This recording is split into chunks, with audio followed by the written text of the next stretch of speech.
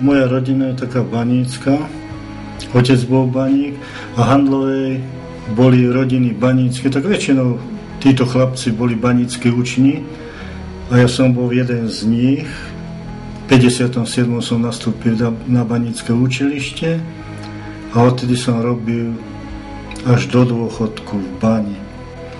Tak, také prvé moje práce boli, že som začínal kresliť, ale tak len pre seba.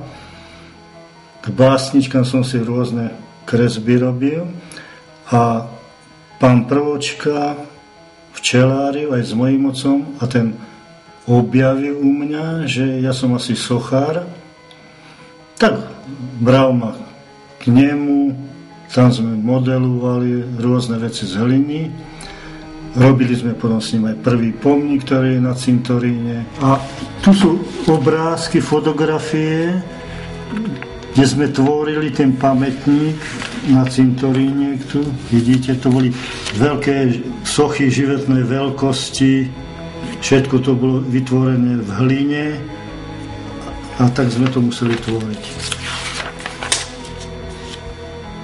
Začínal som tak, že som si v bani z Lodungu modeloval rôznych baníkov a páčilo sa mi to. No a potom som to začal aj stvárňovať do dreva. Najprv to boli len také rôzne figurky, ktoré som začínal robiť, keď som fáral. V bani boli rôzne zážitky. Tam, viete, sa nedá, že fotiť, tak tieto zážitky som si napríklad kreslil do rôznych odobierkových listov a doma som už tieto príbehy stvárňoval a vyrezával do dreva. V 82., čo bola chodba veľmi zatlačená, tak to sme museli sa plaziť a dopravovali drevo, že sme si uviazali na nohu a tak sme ťahali drevo na stenu. Tento obrázok je zase, že ako sme dvíhali garambol, keď vypadol voz. Tuto je námet lovci potkanov.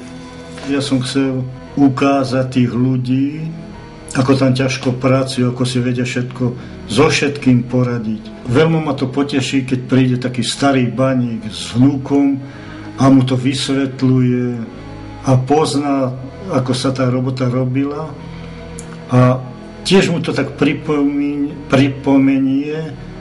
ten život banícky, tie udalosti, keď to vidí na tých reliefoch. A je tak, má radosť aj z toho on, ten človek konkrétny, a ja mám radosť. Keď vás mašinka zavezie do baní, tak hockedy nemôžete si odbehnúť napríklad k doktorovi alebo k zubárovi, lebo tam musíte na šichtu, vás príde zobrať mašinka, vyvezie. Tak títo baníci si aj tak pomáhajú, že keď volá koho veľmi bolí zub, tak zoberú kombinačky, pekne umývajú ich vodou, ako dezinfikujú, ale pritom majú aj takú radosť, že pomôžu tomu baníkovi, aby ho ten zub nebolil, tak mu ho vytrhnú, ale oni sa aj troška tak potešia, tak škodoradostne. Urobia mu dobre, ale pritom sa aj tak zabavia pritom. Tak vidíte, tá bolesť toho baníka, ak sa skrča, sedí na tom roháči a ten zub posledný si nechá vytrhnúť, aby ho bolesť netrápila tých 8 hodín, keď je v tej bani. Každý baník mal tak pri sebe zase močku, lampa, aby bolo pekne osvetlené a zase vidíte tie mohutné ruky, aby zase, lebo to bola dosť taká ťažká namáhavá robota, lebo niekedy, keď bol kus a zaprelo, tak normálne tak až prehodilo toho baníka, keď zaprel do veľkého kusa. Smrťka si vyberá svoju obete baníkov a títo dvaja sa pýtajú tej smrťky, že prečo tohto nášho kamaráta chceš zabiť alebo zavaliť. Tá smrťka, vidíte tie ruky, pazúry, ako tlačí tú truhlu a tento baník, už aj tento zomrel, ale tento zomiera, ale viete, nikto nechce zomrieť, preto tá veľká ruka, že ešte kladie odpor, že sa snaží vymaniť z tých pazúrov smrťky. A táto smrťka stále ešte ukazuje, že ona potrebuje dvoch, darmo títo chránia týchto baníkov, ona skrátka potrebuje dvoch, ako zabiť a týchto sa im to, smrte sa to aj podarí. Ako sa ide strieľať, buď na príprave, alebo zátinky, robí sa tam lódung, jeden lóda tej diery, tento robí, zase lódung podáva a keď sa ide strieľať, tak veľmi to taký výbuch robí, tak niekedy je dobre, tu tak znázorím, že bolo by dobre, keby si ešte aj nohami vedel ten baník zapchať uši, aby nepočul ten veľký výbuch. A preto má tú ruku hore, že pozor, strieľame, aby sa všetci skovali. Niekedy v bani sú zlé koleje a ten voz zvykne vypadnúť, napríklad s hajcmanmi, alebo s uhlím a tí ľudia sa potom snažia nahodiť ten voz na koleje. Je to veľmi namáhavé, ako ukazuje táto postavička, že ako sa naťahuje, aby ten voz vytiahol na tú koľaj a títo zase rôznymi pákami zase dvíhajú ten voz. Keď som išiel do dôchodku, tak som rozmýšľal, že som si celý podnik Baň Handlova zobral do ruky a rozmýšľal som, že ako som ten život v Handlovej v bani prežil.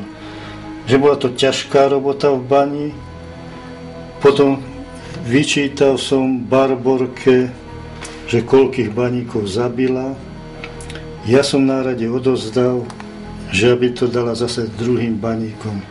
A ja som sa len mohol poďakovať Barborke, že sa mi nič nestalo, že ma chránila v tej bani. Tak v bani, ja myslím, že tam to priateľstvo je zvlášť výrazné, lebo tí ľudia, ktorí tam fárajú, na niektoré pracovisko chodia 3, 2, 30 a jeden na druhého je odkázaný. Tak práve, že tam je to priateľstvo, vtedy sa ukáže, keď je napríklad voľaká tragický napríklad zával, alebo sa stane voľaká tragédia, že títo kamaráti sú tak ochotní, neviem, možno, že aj život dať, aby tomu kamarátovi pomohli. Tak tu vidíte tú veľkú váhu tej horniny, ako tento baník to drží, vidíte tú silu, že až rozštiepil ten štóm, tie svaly napäté, že vidno, že drží tú váhu, aby sa tento jeho kamarát mohol z toho závalu vyťahnuť. On sa vyťahne, ale tento už sa ťažko vyťahne, lebo jeho to stlačí tá váha, tá hornina, že môže tiež zahynúť. Ale pomohol kamarátovi a on pritom zahynie.